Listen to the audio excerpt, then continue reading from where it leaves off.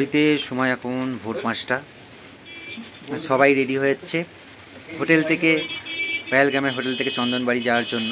একটু আধটু লেট হয়ে গেছে, আর এদিকে মোটামুটি ভিড় হয়ে যাবে আশা করছি চন্দনবাড়িতে।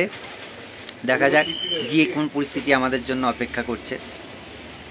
গ্রুপের অন্যান্য সদস্যরা দেরি হয়ে যাওয়ার ভয়েতেই তড়িঘড়ি যাওয়ার প্রস্তুতি নিচ্ছে, আর এইদিকে দ্বিতীয় দফার ঘুমে ব্যস্ত হচ্ছে আমাদের রৌনক। যদিও সেই এক প্রকার রেডি হয়েই আছে, ওই ঠান্ডার জায়গায় যতটুকুনি টেনে টুনে ঘুমটা দেওয়া যায়।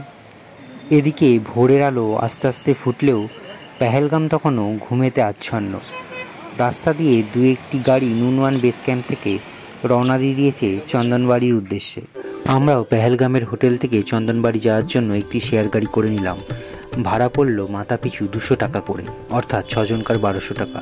পেহেলগাম থেকে চন্দনবাড়ির দূরত্ব 16 কিলোমিটার, আর এই 16 কিলোমিটারের যাত্রাপথেই দেখা মিলবে অমিতাভ বচ্চন অভিনীত সেই বেতাব সিনেমার বিখ্যাত সেই বেতাব ভ্যালি, যা আমরা যাত্রাপথে দেখে সত্যি মুগ্ধ হয়েছিলাম।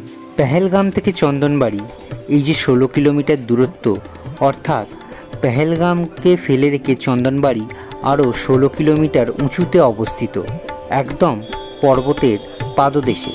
অবশেষে চলে এলাম চন্দনবাড়ি চেকিং পয়েন্টে। আমরা সেকেন্ড ব্যাচে রওনা দেব, আর সেখান থেকে 30 টাকা দিয়ে লাঠি কিনে দাঁড়িয়ে পড়লাম সোজা লাইনে। হর হর মহাদেব, জয় বাবা বরফানি। বর্তমানে আমরা সেই মহেন্দ্রক্ষণে এসে উপস্থিত হয়েছি, যে সময়টার জন্য আমরা বিগত 3 মাস ধরে অপেক্ষা করেছিলাম। অর্থাৎ আজকেই আমরা চন্দনবাড়ি থেকে পবিত্র গুহার উদ্দেশ্যে পায়ে হেঁটে যাত্রা করব। ঘড়িতে সময় এখন সকাল 6টা বেজে 10 মিনিট। চলে এসেছি চন্দনবাড়ি চেকিং পয়েন্টে। ফার্স্ট ব্যাচকে রওনা করিয়ে দেওয়া হয়েছে, আর আমরা মোটামুটি সেকেন্ড ব্যাচে আছি। তো সেকেন্ড ব্যাচকে চেকিং চলছে, লাগেজপত্র এবং পড়ছি বা রেজিস্ট্রেশন সমস্ত কিছু চেকিং চলছে। সেই চেকিং হয়ে গেলে আমরা সেকেন্ড ব্যাচে চলে এসেছি। এই সেকেন্ড ব্যাচকে ছেড়ে দেওয়া হবে একদম শেষনাগের উদ্দেশ্যে। আজকের আমাদের জার্নি শুরু হবে চন্দনবাড়ি থেকে শেষনাগ পর্যন্ত, যার দূরত্ব 14 কিলোমিটার। এবং আজকের থেকে সব থেকে হার্ড হচ্ছে যে পিসুটপ, 3 কিলোমিটার একটা চড়াই আছে। সেই পিসুটপটাকে আমাদের আজকে চ্যালেঞ্জিং হিসেবে নিতে হবে।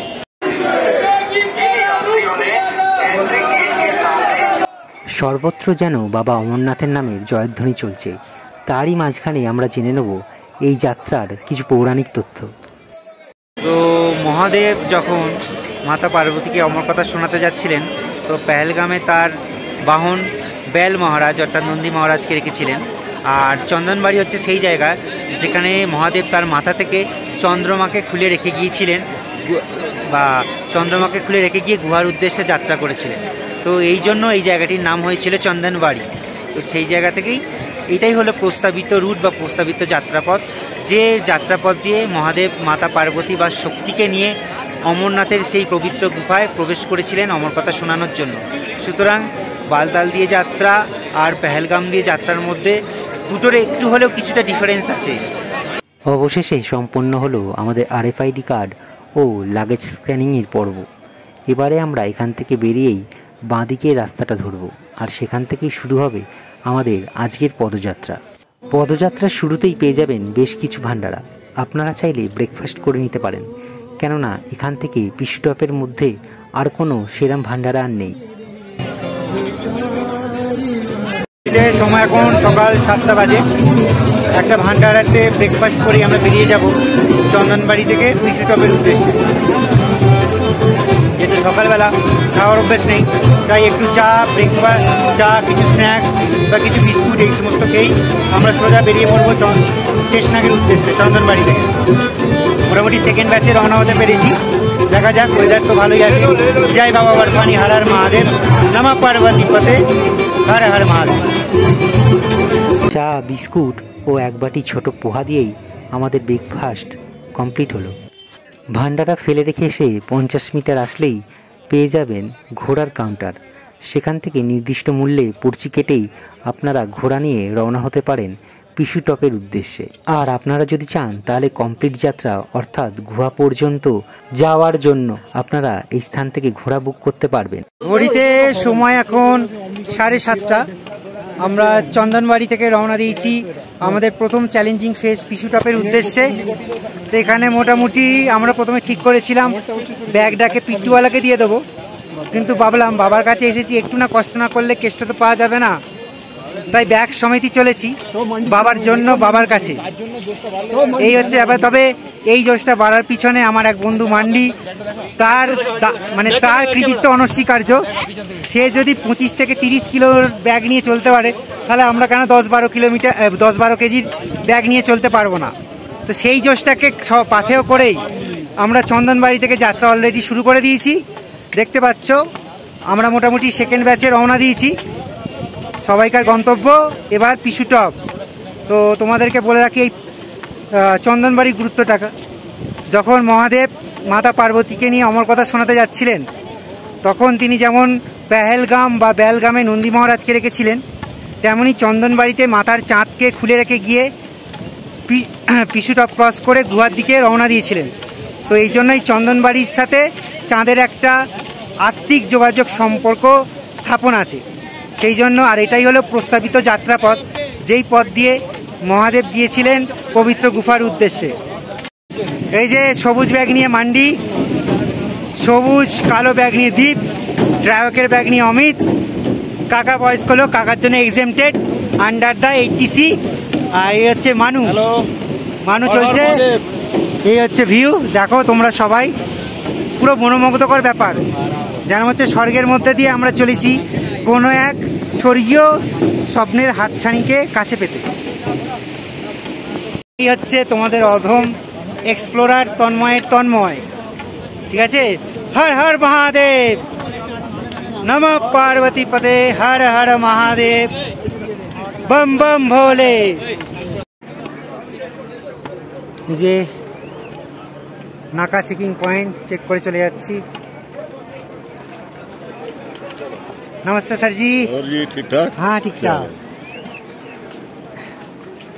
আচ্ছা, আরেকটি গুরুত্বপূর্ণ সূচনা, যারা বয়স্ক মানুষ আছেন তারা চন্দনবাড়িতে চেকিং করিয়ে ঘোড়া বা পিট্টু যদি করতে চান, তাহলে পর্চির কাউন্টার আছে, সেই কাউন্টার থেকে পর্চি কেটে নিতে পারেন। তো এখানে যেমন এই আমাদেরই অন্য একটি দল ব্যাগের জন্য পর্চি কাটতে গিয়েছিল, সেখানে 4টি ব্যাগ ওদের শেষনাগ পর্যন্ত পৌঁছে দেবে। রেট দিয়েছিল 2100 টাকা, কিন্তু সরকারি রেট অনুযায়ী তার রেট হওয়ার কথা 1600 টাকা। জানি না কেন এত বেশি নিচ্ছে, হয়তো যাত্রীদের চাপের জন্য, ঠিক আছে? সেই চাপটা জন্য হয়তো রেটটা বেশি নিচ্ছে। তবে আপনারা যদি যে কোনো রকম সমস্যায় পড়েন, রেট সংক্রান্ত বা ব্যাগ মিসিং বা কোনো কিছু হারিয়ে গেছে, তবে যে কোনো কিছু এর জন্য সমস্যার জন্য আপনারা সঙ্গে সঙ্গে সেনার সাথে যোগাযোগ করবেন এবং পারলে পুরো যাত্রাটা সেনার গাইডলাইন মেনে চলবেন। ওই দেখুন ওপরে হেলিকপ্টারে করে যাত্রা শুরু হয়ে গেছে, দেখাচ্ছি। এই যে হেলিকপ্টারটি দেখছেন, তারা পেহেলগাম থেকে যাত্রীদের নিয়ে রওনা দিয়ে দিয়েছে পঞ্চতরণীর উদ্দেশ্যে। যাত্রাপথে এমন অনেক জিনিসই চোখে পড়বে, যা আপনাদের এই যাত্রার মনোবলকে একমাত্রায় অনেকটা উঁচুতে পৌঁছে দেবে। সত্যি বাবার কৃপা না হলে এগুলো কখনো সম্ভবপর হয় না। মোটামুটি ঘন্টাখানেক হলো ট্রেক করছি। তবে আরও একটা কথা, যদি আপনারা নিচে থেকে ব্যাগের জন্য পিট্টু না করেন, তাহলে উপরে এসেও করতে পারেন। এখানে লাঠির দাম 10 টাকা, আর দুটো ব্যাগ আপনাকে স্টপ পার করে দেবে, তার জন্য নেবে 150 টাকা। সুতরাং আমার মনে হয় নিচে ব্যাগের জন্য পিট্টু করার থেকে কিছুটা ট্রেক করে এসে ওপরে করাটাই ভালো। আর মোটামুটি 1.5 কিলোমিটার পরেই পেয়ে যাব Pissu Top. Pissu Top 2 kilometre, Zojibal 6 kilometre, Sheshnag 11 kilometre, Panchtarni 25 kilometre, holy cave 31 kilometre. আর এই হচ্ছে এখানকার ভিউ। আর ওই সেই নিচের বেস ক্যাম্প থেকে আমাদের যাত্রা শুরু হয়েছিল, মোটামুটি 3 কিলোমিটার হেঁটে, হ্যাঁ, আমরা এখানে এসে পৌঁছেছি। তবে যাত্রীদের জন্য একটা কথা বলে রাখি, যারা কোনোদিনও আগে ট্রেক করেননি বা নতুন করে ট্রেক একদম বিগিনার্স ডাইরেক্ট ট্রেক করবেন ভাবছেন, তাহলে আমি বলবো অমরনাথের আগে কেদারনাথকে চুজ করুন। আর অমরনাথ যাত্রার আগে প্রায় 4 মাস আগে থেকে প্রতিদিন সকাল বা বিকালে 4 কিলোমিটার হাঁটার অভ্যাস করুন। এটাতে আপনাদের মনোবল বৃদ্ধিও পাবে, তার সাথে নিজস্ব পায়ে হাঁটার ক্ষমতাটাও যথোপযুক্তভাবে বৃদ্ধি পাবে।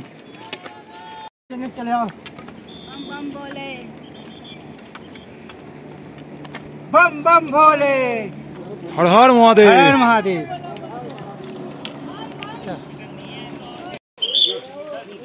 স্যার এখানে দড়ি ধরে দাঁড়াতে কাউকে বারণ করছেন, আর উপরে যে রেলিংটা আছে সেটাও মানে একদমই জাস্ট শো, আর এটা ধরে দাঁড়ালে বা হেলান দিলে যে কোনো বিপদ ঘটতে পারে, তাই জন্য স্যার বারবার সতর্ক করছেন, অনবরত ডিউটি করছেন স্যার।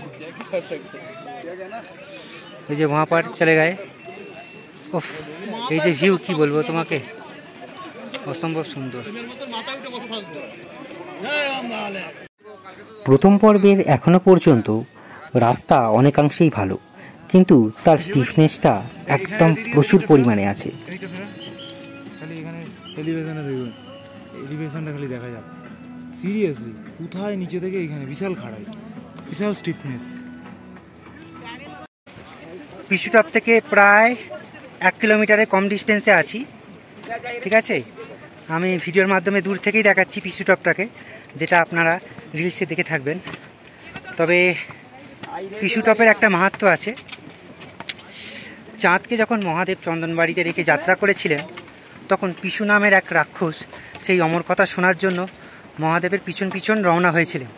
মহাদেব সেই রাক্ষসকে পিছুটপেই বধ করেছিলেন, তার জন্য এই জায়গাটির নাম হয়েছিল পিছুটপ।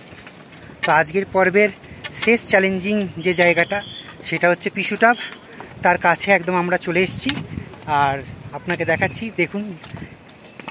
পিছুটপের রাস্তাটা প্রায় 90 ডিগ্রি খাড়াই, কিন্তু বর্তমানে এখান দিয়ে যাত্রীদের যেতে দেওয়া হয় না, যেতে দেওয়া হয় শুধু ঘোড়া দিয়ে। নিচ থেকে নেমে সোজা ওপরে উঠতে হবে। প্রায় বলতে পারেন পিছুটপ পৌঁছানোর জন্য পদযাত্রীদের প্রায় 2 থেকে 2.5 কিলোমিটার ঘুরপথে পাঠিয়ে দেওয়া হয়েছে।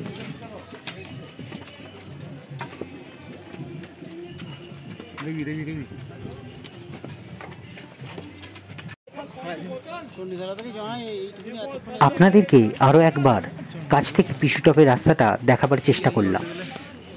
ওই যে প্রস্তাবিত পিছুটপের রাস্তা, যেটাকে আজকের যাত্রায় শুধুমাত্র ঘোড়ার রাস্তা হিসেবে করে দেওয়া হয়েছে, আর বাদ বাকি মানুষজনকে এই রাস্তাটা দিয়ে পার করানো হচ্ছে।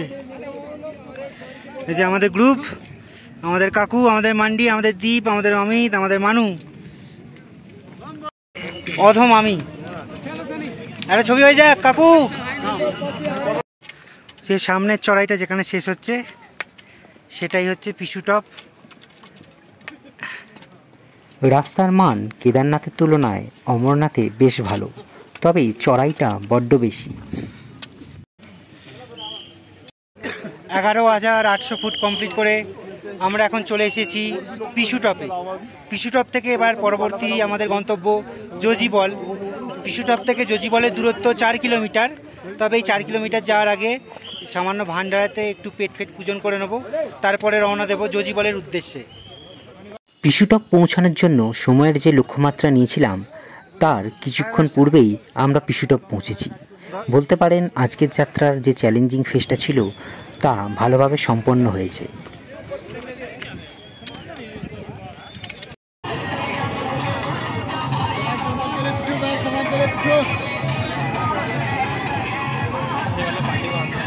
পিছুটপ ক্রস করে এখন চলে এসেছি ভান্ডারাতে কিছু খাবার খেতে। কিছু খাবার খেয়ে এখান থেকে চলে যাব জজিবলের উদ্দেশ্যে। পিছুটপ থেকে জজিবলের দূরত্ব 4 কিলোমিটার। চলে যাক, কিছু আহার গ্রহণ করা যাক। জয় ভোলে।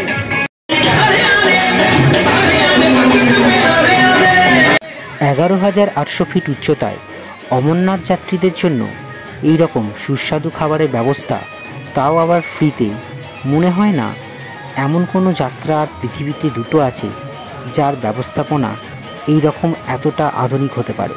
আর এত সুস্বাদু খাবারের সমাহার প্রায় একসঙ্গে খুব কম জায়গাতেই দেখা পাওয়া যায়। কি নেই এখানে!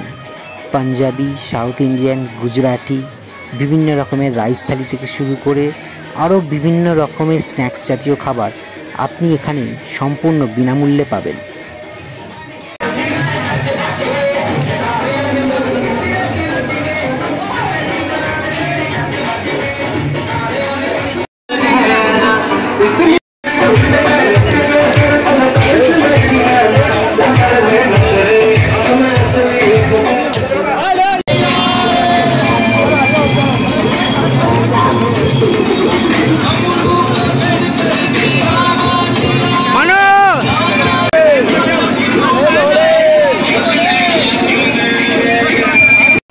সাউথ ইন্ডিয়ান খাবার আমার পছন্দের লিস্টের মধ্যে একটা অন্য জায়গাতেই আছে, তাই ফার্স্ট প্রেফারেন্স হিসেবে এই খাবারটাকে নির্বাচন না করে আর পারলাম না।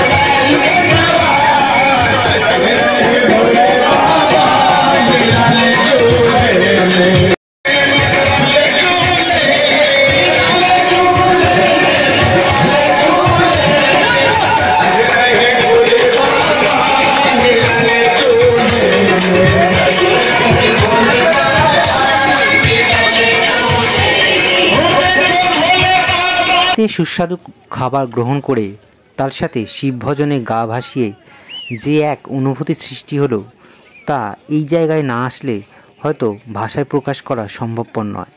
এ এক দারুণ আবেগঘন মুহূর্তের সৃষ্টি। তার সাথে এই প্রাকৃতিক দৃশ্যগুলো একদম মুহূর্তগুলোকে স্মৃতির মণিকোঠায় সংরক্ষণ করে রেখে দিচ্ছে।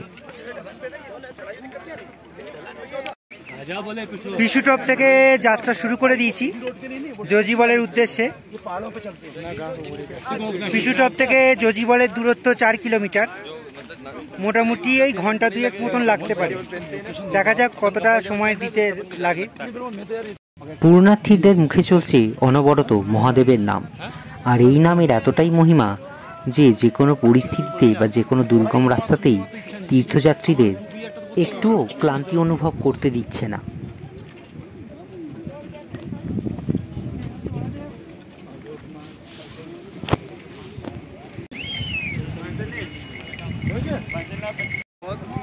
পিছুটপ থেকে 2 কিলোমিটার চলে এসেছি।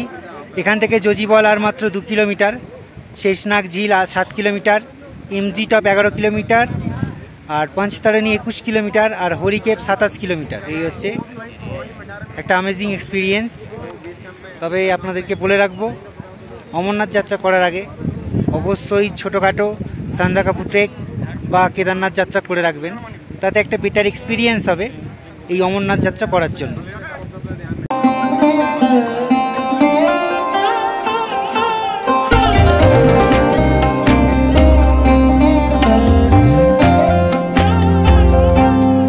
কাশ্মীরের সৌন্দর্য সারা পৃথিবীতে সমাদৃত, কিন্তু এই অমরনাথ যাত্রায় কাশ্মীরের যে অভ্যন্তরীণ সৌন্দর্যতাটা ফুটে উঠছে তা অবর্ণনীয়। মুহূর্তে মুহূর্তে যেন দাঁড়িয়ে পলক ভরে দেখতে ইচ্ছা করে। মনে হয় এভাবেই থেকে যায় এই প্রকৃতির কোলে নিরবচ্ছিন্নভাবে।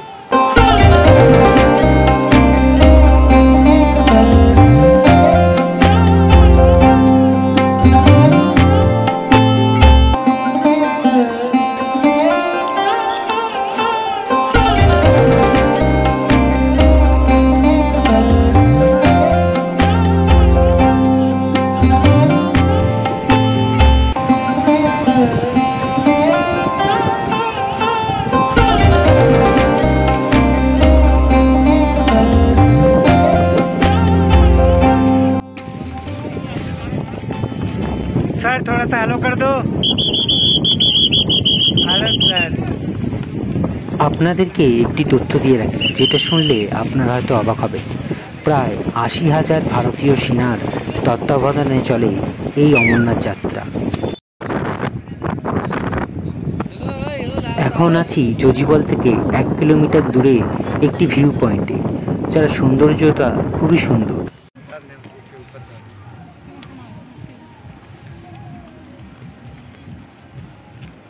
অবশেষে নির্ধারিত সময়ে প্রবেশ করলাম যোজিবল চেকিং পয়েন্টে।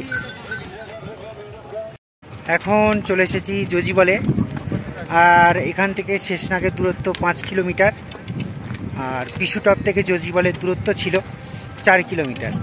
সুতরাং 4 কিলোমিটারের ডিস্টেন্স কভার করে আমরা চলে এসেছি যোজিবলে।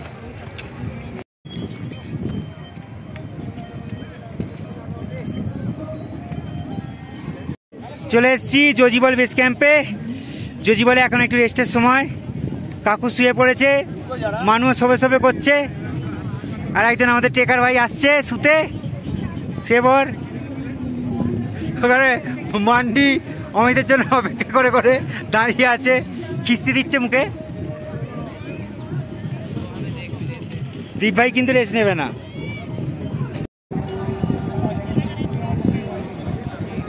এইমাত্র এসে পৌঁছালো হয়েছিল, এটা মুখে চোখের মধ্যে কত সমস্যার ছাপ রয়েছে। হ্যাঁ হ্যালো, এবার একটু রেস্টের সময়। এখান থেকে আর 5 কিলোমিটার বাকি আছে শেষনাগ। তার আগে কাশ্মীরি ভ্যালি দিয়ে একটু নিজেকে মিশিয়ে দেওয়া, কাশ্মীরি জাফরানের মতো, যেমন দুধে মেশায় তেমন নিজেকে কাশ্মীরি ভ্যালির সাথে মিশিয়ে দিচ্ছে।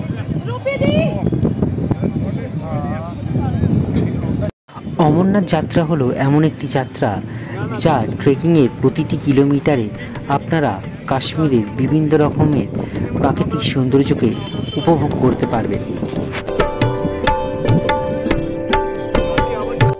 হ্যালো বম ভোলে।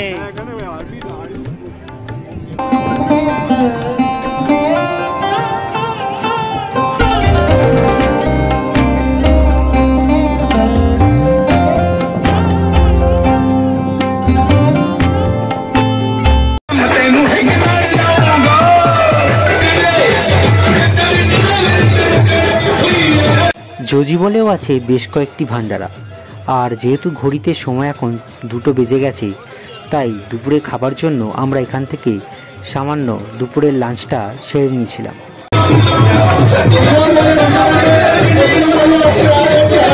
ভাইয়া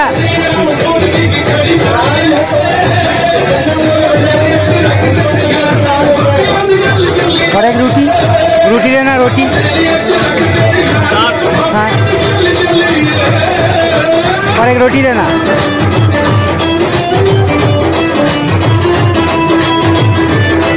हर महादेव। আর এই হচ্ছে যোজিবলের লাঞ্চের মেনু। এখন এই মুহূর্তে আছি যোজিবল বেস ক্যাম্পে। সেখানে ভান্ডারিতে কিছু খাওয়া দাওয়া করেই আমরা রওনা দেব শেষনাগের উদ্দেশ্যে। আজকে যাত্রাপথের শেষ স্টপেজ, অর্থাৎ যেখানে গিয়ে আমাদেরকে আজকে থাকতে হবে, আমাদের লাস্ট গন্তব্য সেটা হলো শেষনাগ ঝিল। আর যোজিবল থেকে শেষনাগের দূরত্ব এখন 5 কিলোমিটার, প্রায় ঘন্টা 3 লাগবে এই যাত্রাপথে। যোজিবল থেকে শেষনাগ যাওয়ার রাস্তায় যে পরবর্তী পয়েন্টটি আসবে তার নাম নাগাকুটি, আর যোজিবল থেকে নাগাকুটির দূরত্ব প্রায় 1 থেকে 1.5 কিলোমিটার। আর এই রাস্তাতেই চোখে পড়বে গ্লেশিয়ারের কিছু অংশ।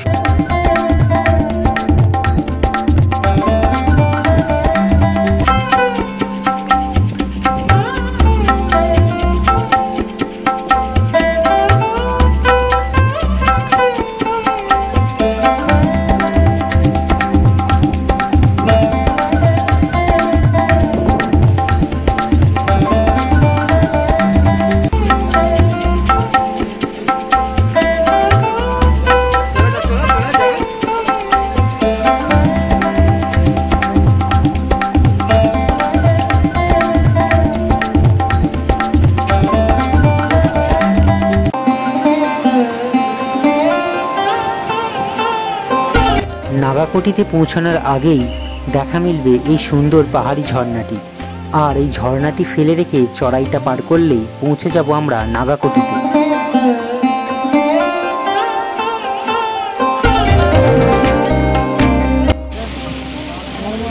যোজিবল থেকে 1 কিলোমিটার এসেছি, শেষনাগ ঝিল এখনো 4 কিলোমিটার দূরে। তার মাঝে এই চড়াইটা আবার পেরোতে হবে।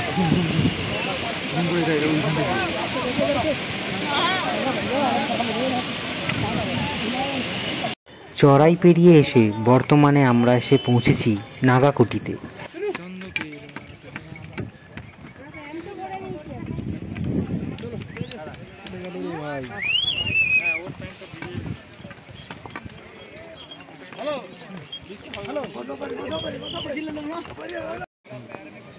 এখন জজিবল থেকে যাচ্ছি শেষনাগের পথে, প্রায় 1.5 কিলোমিটার চলে এসেছি, এখনও 3.5 কিলোমিটার বাকি আছে। আর আমাদের প্রতি কিলোমিটার যেতে সময় লাগছে 35 মিনিট। তো আপনাদের একটা কথাই বলবো, কাশ্মীর হয়তো স্বর্গের রানী বা কাশ্মীরকে স্বর্গের সাথে তুলনা করা হয়, কিন্তু আসল সৌন্দর্য আছে অমরনাথ যাত্রায়। তাই যদি কখনো সম্ভবপর হয় অবশ্যই কখনো অমরনাথ যাত্রা করবেন, তাহলে জানতে পারবেন যে কাশ্মীরের অভ্যন্তরীণ সৌন্দর্যটা কী লুকানো আছে। এটা আমি অ্যাকচুয়ালি বাড়িয়ে বলছি না, অ্যাকচুয়ালি কমিয়ে বলছি, যা নিজের চোখে দেখছি, যা অনুভব করছি, বিশ্বাস করুন। হয়তো জীবনে টাকাটাই সব নয়, ঠিক আছে, মানুষকে বেঁচে থাকতে হলে কিছু অভিজ্ঞতা নিয়ে বাঁচতে হয়, আর সেই অভিজ্ঞতা পাবেন এই অমরনাথ যাত্রায়।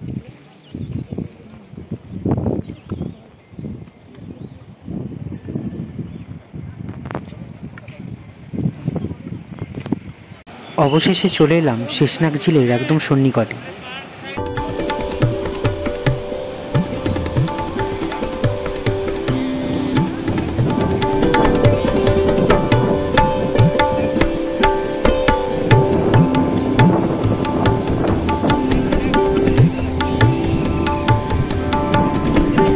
প্রস্তাবিত যাত্রাপথ অনুযায়ী পেহেলগামে মহাদেব নন্দীকে রেখেছিলেন, চন্দনবাড়িতে চাঁদকে রেখেছিলেন, আর পিসুটাপে পিসু নামক রাক্ষসকে বধ করেছিলেন। তেমনি মাতা পার্বতীকে নিয়ে অমর কথা শোনানোর জন্য যে গুহার উদ্দেশ্যে রওনা করেছিলেন, তখন তিনি তার গলার শেষনাগকে এই ঝিলে রেখে দিয়ে যান।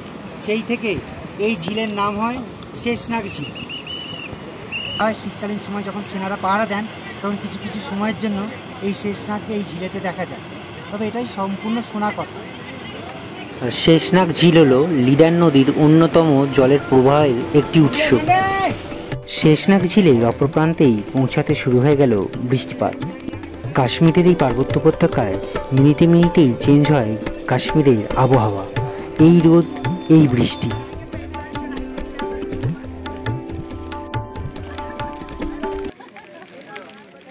আজকের প্রতীক্ষিত শেষনাগ লেকের সামনে অবশেষে চলে এসেছি বহু প্রতীক্ষিত আজকের ট্রেকের গন্তব্যস্থান শেষনাগ ঝিল।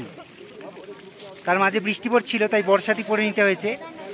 তবে দারুণ ভিউ, মাঝে মধ্যে রোদ্দুর উঠছে, তবু টিপ টিপ টিপ টিপ করে বৃষ্টি পড়ছে।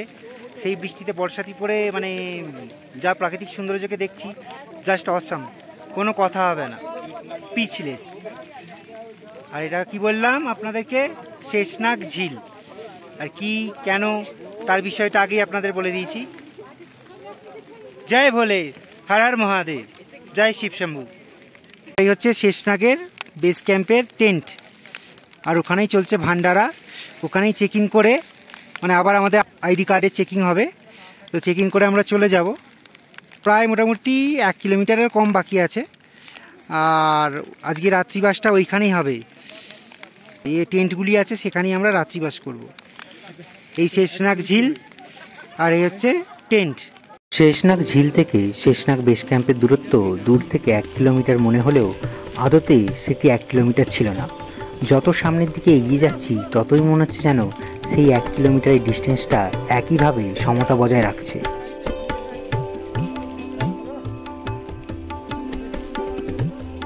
জয় ভোলে, হর হর মহাদেব।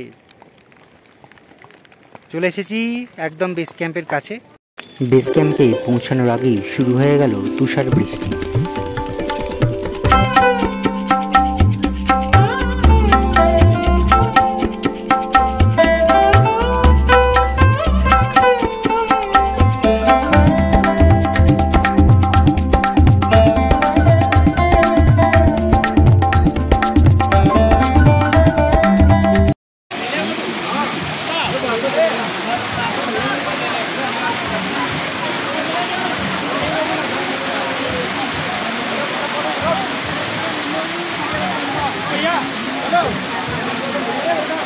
বৃষ্টিকে সঙ্গে করেই পৌঁছালাম শেষনাগ চেকিং পয়েন্টে।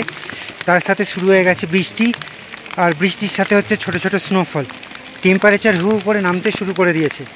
আর আমরা এই মুহূর্তে চলে এলাম শেষনাগের চেকিং পয়েন্টে। চারিপাশে বৃষ্টি হচ্ছে, সবাই মোটামুটি ছাতা ফাতা বের করে ফেলেছে। হ্যাঁ, প্রচুর বৃষ্টি হচ্ছে আর তার সাথে পড়ছে বরফ। জয় ভোলে, हर हर महादेव। पहुंच गया successfully Sheshnag checking point. Sheshnag checking point.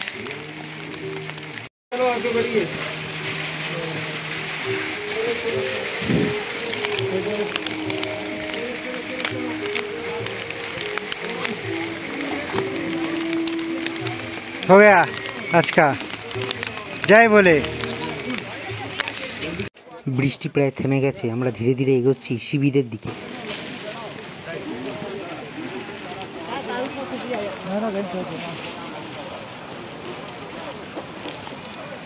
পর্বতের পাদদেশে যে শিবিরগুলি দেখতে পাচ্ছেন সেগুলি হচ্ছে আজকের মতন আমাদের আশ্রয়স্থল।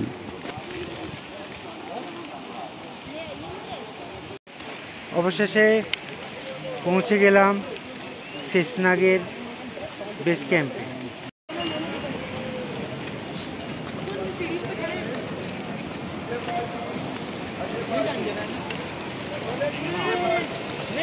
শিবিরে প্রবেশ করার আগেই হবে পুনরায় আরেকবার চেকিং।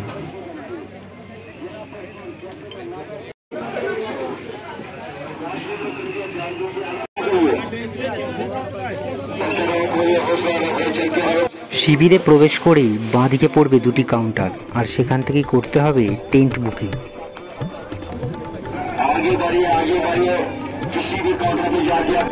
এখানে 8 জনের জন্য টেন্ট ভাড়া নিল 4320 টাকা, অর্থাৎ 540 করে মাথা পিছু। আর সেই রসিদ নিয়েই চলেছি আমরা আমাদের টেন্ট খুঁজতে।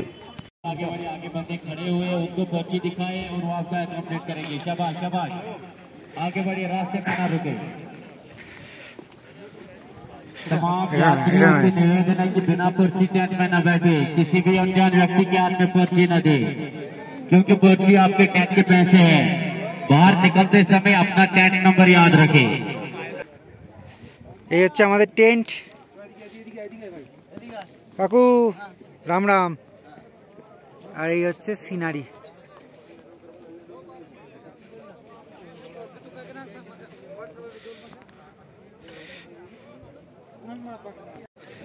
তো শেষনাগ বেস ক্যাম্পে পৌঁছে আমরা টেন্ট নিয়ে নিয়েছি।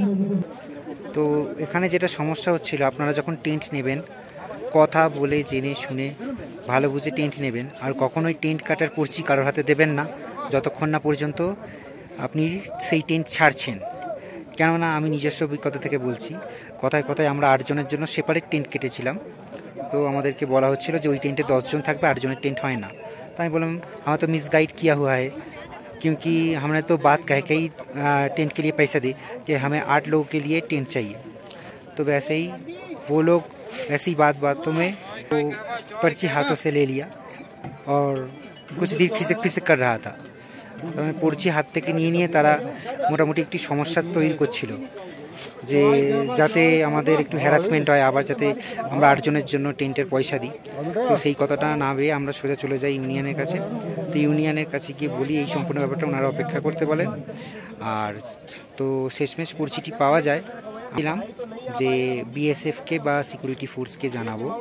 আর পরে ওনারা যখন দেখেন যে আমি বিএসএফের কাছে গেছি বা ফোর্সের কাছে গেছি, তো ওনারাই টেন্টের বাইরে ওই পরিচিটা ফেলে দেন। সুতরাং আপনি যদি একটু অসতর্ক হন তাহলে প্রায় 12,000 ফিট উচ্চতাতে এসেও আপনি বিভিন্ন মানুষের কাছে ঠকে যেতে পারেন। ঘড়িতে সময় এখন 6:54, প্রায় 7টা বাজবে বলছে। তো এই হচ্ছে আমাদের শেষনাগ বেস ক্যাম্পের অবস্থা। আর তার সাথেই বলে দিই পায়খানার অবস্থা একদমই ভালো নয়। ঠিক আছে, তার কেন ভালো নয় সেই ব্যাপারটা আপনারা এর পরের ক্লিপেই দেখতে পাবেন।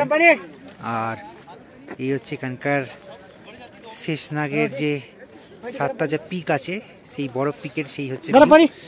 এরই মধ্যে যখন ট্রেকিং করে আসছিলাম তো বরফ বৃষ্টি শুরু হয়েছিল আর টেম্পারেচার হু করে এখন মোটামুটি 2-3-এর কাছে চলে গেছে। তো রাত্রির দিকে আশা করছি এটা মাইনাসেও চলে যেতে পারে। তো সেই জন্য তো টেন্টের ভিতরে যা আছে দেখলাম মোটামুটি 8 জনকার টেন্ট। নিচে 2টো চাটাই পাতা আছে আর 8জনকার জন্য 8টা কম্বল, আর সেরকম কোনো কিছু বিশেষ সুবিধা নেই। তবে আর একটা কথা বলে রাখি, আর এখানে ল্যাট্রিন করতে গেলে আর তার সাথে টয়লেট করতে গেলে ঠিক আছে আপনাদেরকে থেকে টাকা চাইতে পারে। তো আপনি যখন বলবেন তখন হয়তো টয়লেট করার জন্য টাকা না নিলেও ল্যাট্রিন করার জন্য ওরা অবশ্যই টাকা নেবে এবং টাকা চাইবে। তো মোটামুটি এখানকার বেস ক্যাম্পের পরিস্থিতিটা আপনাদেরকে পুঙ্খানুপুঙ্খভাবে জানানোর চেষ্টা করলাম। এই হচ্ছে এখানে লেগেছে ওই যতগুলো টেন্ট আছে তাদের জন্য টয়লেট বা ল্যাট্রিনের ব্যবস্থা করা হয়েছে। তবে আপনাদেরকে বলে রাখি এখানে ল্যাট্রিনের জন্য টাকা নেওয়া হয়, আর ইভেন আপনার টয়লেট করার জন্য টাকা নেওয়া হয়। যাত্রা যত প্রথম দিকে করা যায় ততটাই মঙ্গল, কেননা যত শেষের দিকে হবে তত এই সমস্ত জিনিসের করুণ পরিস্থিতি আপনার জন্য অপেক্ষা করবে, অর্থাৎ শেষের দিকে এগুলি নোংরা অবস্থায় থাকে।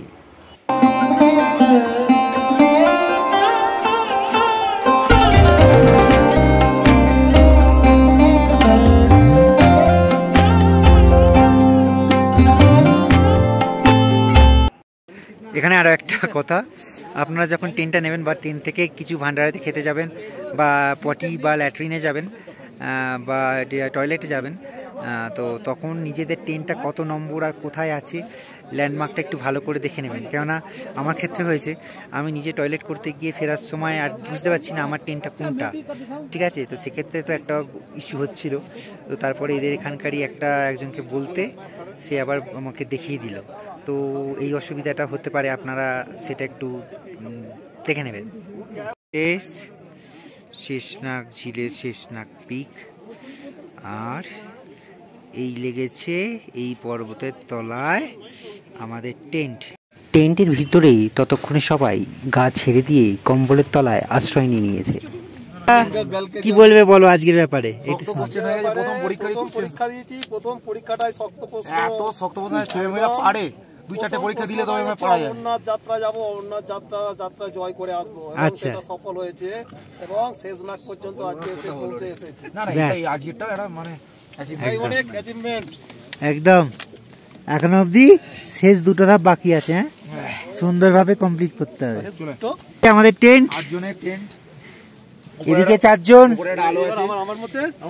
এদিকে 4জন, 8টা ব্ল্যাঙ্কেট আছে, একটা মাত্র লাইট আর একটা মাত্র চার্জিং পোর্ট, এছাড়া আর কোনো সুবিধা নেই। আর নিচে শুধু একটা প্যাকেটের উপর চাটাই পাতা আছে। আমার অবস্থাটা হয়েছিল আজকে রাত্রিবেলা 0 ডিগ্রির কাছে থাকবে টেম্পারেচার, সবাই আগে থেকে প্রোটেকশন দিয়ে দিয়েছে, সবাই মোটামুটি প্রোটেকশন পেয়ে গেছে। এখন ঘুরতে সময় এখন 7:15, শুয়ে পড়েছি, খুব ক্লান্ত। ইচ্ছা হলে রাত্রে যেতে পারি ভান্ডারাতে কিছু খাবার খেতে, তা নাহলে শুয়েই আজকে কাটিয়ে দেবো। আর অসহ্য মাথার যন্ত্রণা হচ্ছে। হয়তো এটা প্রায় 13,000 ফিট বা 14,000 ফিট এর মাঝামাঝি চলে এসেছি। একটা এয়ার প্রেশার তো আছে, তার উপর কনকনে ঠান্ডা, দুপুরবেলা ঝরঝরে বরফ বৃষ্টি হয়ে গেল, যার জন্য একটা কনকনে ঠান্ডা প্রভাব চলছে। মনে হচ্ছে অন্ধকার হয়ে গেলে আলো নিবলেই মাইনাসে টেম্পারেচার চলে যাবে। না ঠিক আছে, ও কথা না বললেও সেটা যে বলেছে এটা আমাদের কাছে অনেক। গুড নাইট, হ্যাঁ আজকের মতন টাটা। না না ওরা এমনিও যেটা করছে সেটা যথেষ্ট। এই যে আমরা বলছি ওরা অনেক রিস্ক অ্যালাউন্স পায়। টেন্টে বসে গল্প চলতেই থাক, আর এদিকে আমি নিয়ে নিচ্ছি আজকের পর্ব থেকে বিদায়। দেখা হচ্ছে আবার পরের পর্বে, সঙ্গে থাকুন, পাশে রাখুন।